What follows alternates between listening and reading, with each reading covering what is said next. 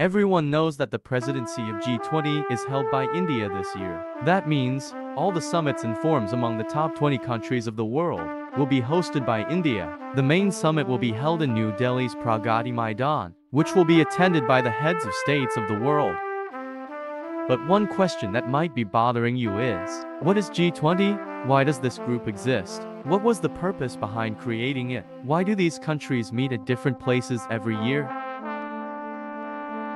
Before understanding G20, we need to understand G7, because G7 was formed before G20. It all began in the early 1970s. The economic condition of the world was worsening. There were many reasons behind it. This crisis started when the Arab countries imposed an oil embargo. They stopped selling oil to those countries that were supporting Israel. Mostly, the Western countries like America and Europe. 11 Arab countries cut off all oil shipments to the United States. We are heading for the most acute shortages of energy since World War II. Their governments decided that if they wanted to improve the economic situation, they needed to take action together. It was in early 1973 that the finance ministers of the USA, France, the UK, and West Germany met. 2 years later, they included Italy and Japan. And in 1975, the first G6 meeting took place. This was the first official meeting. After this, in 1976, Canada joined the group. And the G6 group became the G7 group.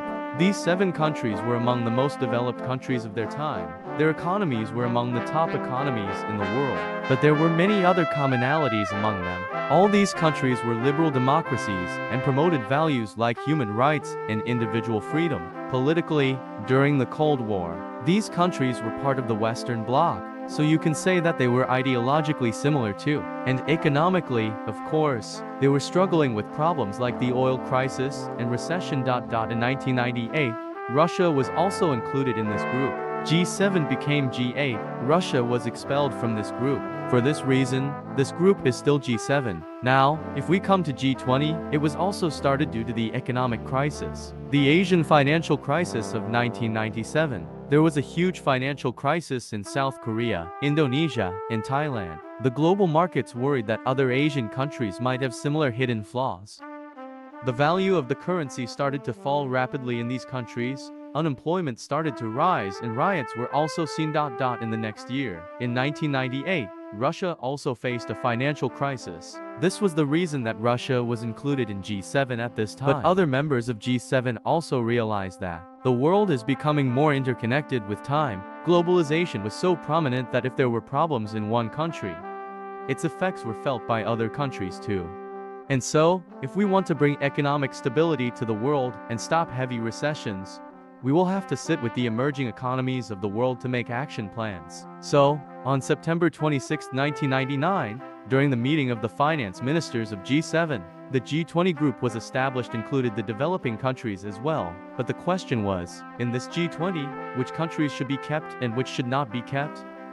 The very first criterion was that the G7 members would definitely remain. Then they saw which were the biggest countries in the world, the ones that were handling the biggest economies. Then they looked for the biggest regional powers, because it was necessary to have a representation of every region. For this reason, Indonesia and South Korea from Asia, Brazil and Argentina from South America, Mexico from North America, Australia from Oceania. European Union was considered as a whole to represent the rest of Europe. And one European Union. These 20 countries are among the top 20 countries in the world, not only politically and economically, but also military and population-wise. The interesting thing is that since the real purpose behind making the G20 was to deal with the financial crisis, the G20 group meetings were attended by only the finance ministers and the central bank governors of these countries. This continued for many years, until the global financial crisis of 2008. This first summit was held in America, where these countries collectively decided to reduce the trade barriers between them, increase the spending. In total, they aimed to spend $4 trillion so that all the economies could be revived. In total, the G20 countries collectively contribute 85% of the global economic output. More than 75% of the global trade is in these countries. And more than 2/3 of the world's population live in these countries. Since 2008, the G20 Summit has been held every year to set the agenda of these G20 Last year, the G20 Summit was held in Indonesia. This year, it'll be in India, and in 2024, it will be held in Brazil. So, Indonesia, India, and Brazil are the current troika. The media would like you to believe that this is a huge achievement of the government that the G20 Summit is being held in India this year. But this is part of the process. If not this year, then some other year, the G20 Summit was bound to take place in India. If you look at the list from the first summit in 2008, this is the 18th G20 Summit. America is the only country where the summit has been hosted twice, in 2008 and 2009. The reason behind that might be that the financial crisis of 2008 started in the US.